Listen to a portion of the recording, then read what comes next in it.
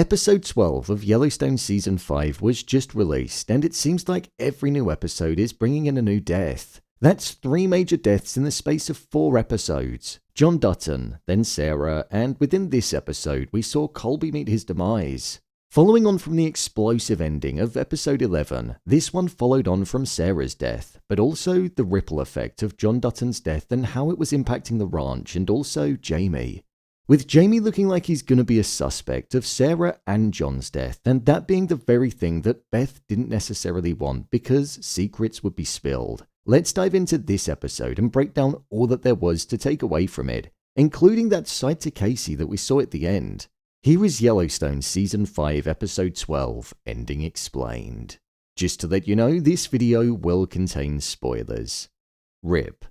Within this episode, we arguably saw Rip suffering the most out of everybody on the ranch. This was because he was making the decisions on how he was planning on doing what he could do to save the ranch and to keep it out of Market Equity's grasp.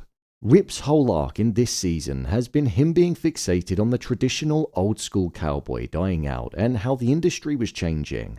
The likes of Lloyd was even thinking of moving on in this episode because the future of the Yellowstone ranch was in question, and he didn't want it to eventually be run by somebody in a suit if Kacey and Rip weren't running it. Hence why Rip was looking at selling everything that he essentially had on the ranch: cattle, horses, the lot. He just wanted to raise funds in order to prevent the ranch from needing to be sold.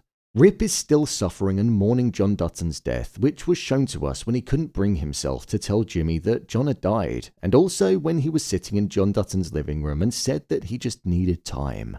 He said on the phone how he didn't have the heart to tell Jimmy because he knew just how much John meant to him, and I think Rip is still feeling that loss. Rip also lost a good friend and a cowboy in Colby in this episode when Carter was cornered by a stud and Colby went in to get him but ended up being caught. Carter obviously killed the horse, but it was too late for Colby at that point. The fact that the horse wasn't buried and was left out for the wolves showed how they felt about it and that it didn't deserve to be buried because of what it did to their good friend. Rip said that all he needed was time and Beth to feel better. But the thing is, with the time that Rip is getting, things just seem to keep going wrong for him, and the ever-impending selling of the ranch is what's getting closer. I think we're going to see Rip going all in now in trying to keep a hold of the ranch and out of the grasp of the suits that are looking to take it. They're selling everything that they've got, and I'm genuinely questioning how they're going to keep it. A couple of episodes back, Beth dropped the idea that she wanted to travel around, and she was also learning Italian in another episode. Could we see Rip give up that life of being a cowboy? Well, you never know. Jamie. Considering that Sarah was murdered in the previous episode, I thought there would be more of a focus on it within this one. However, we only got a short period of time with Jamie. Jamie was being interrogated by the detective in his house, and they were delving into how both Jamie and Sarah knew each other. They wanted to go and get her belongings from upstairs, but Jamie was reluctant in allowing them to do so. This was because he didn't want them snooping around and finding out that he was working with her and making deals with Market Equity. His behavior was something that made him look suspicious and like a prime suspect in her death. I think they're also most likely going to use Jamie's behavior as a way of connecting him to John Dutton's death too. Once the detectives were about to leave his house, they stated that they'd be back with a warrant, so when they did leave, Jamie ran upstairs and started shredding documents. It was difficult to see what they were, but in this screenshot here, it mentions that it's a real estate purchase offer and agreement. This is most likely connected to the ranch and the deal that was done with Market Equity. With Jamie now being a prime suspect for the detectives, that put worry in Beth's mind because she knew that if he were to be interrogated, he'd spill all of the secrets that the Duttons have and all of the murders and crimes that John Dutton and the family committed over the years. She said he'd ruin the family's name in order to save his own, and with the way that Jamie acts, honestly, it wouldn't surprise me if he did. This makes me think that Beth might do what she can to prevent him from being investigated and interrogated by the police. This is so that she can deal with him herself, because that way there's no damage to the family's reputation and legacy. The detectives seem to be on Kacey's side, so for now, I think they're going to allow the Duttons to work on how best to deal with Jamie themselves, especially seeing as though it was Kacey that got the case to the point where it was able to be reopened. Kacey. Well, I definitely didn't expect to see that side to Kacey in the closing moments of the episode. He was brutal, fierce, and you could see the rage and anger that was inside of him. Kacey found out that Grant Horton was the person that Sarah met with when the hit was arranged on John Dutton, and Kacey got into the back of his car and threatened him and his daughter, saying that if he ever went after him or his family, he'd be sure to destroy every single person that Grant cared about. Before going after Grant, Kacey said, "I now know what I need to do." This connected to the conversation that he had with Mo in the previous episode, where it was almost implied that he didn't know how he was going to avenge his father, and if it would come at the cost of his family. But he felt as though he saw what needed to be done, and this was it. Kacey didn't kill Grant because he knew the consequences that would come with it. So instead, he decided to threaten him and partake in the warrior tradition called Counting Coup, something Native Americans did to essentially intimidate an individual and persuade them to admit defeat without having to kill them. This to me shows that Kacey wasn't going to let what happened to his father ruin his current family, Monica and Tate. There was a focus on mealtime with Monica again in this episode where she wanted them to all be together, but Kacey wasn't with them and was even stepping away for a whole evening, but he didn't tell her where he was going.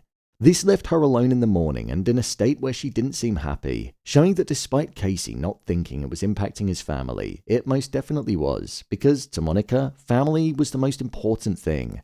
There was also a conversation between Tate and Kacey where they were at the site where the Duttons were all buried, and he said that he didn't want to have to bury Kacey. I feel like that almost implied that Monica and Tate both knew what Kacey was doing and that they wanted him to be careful with how he approached it. Grant can obviously have people killed, and Kacey has now played with fire by threatening him and also his daughter.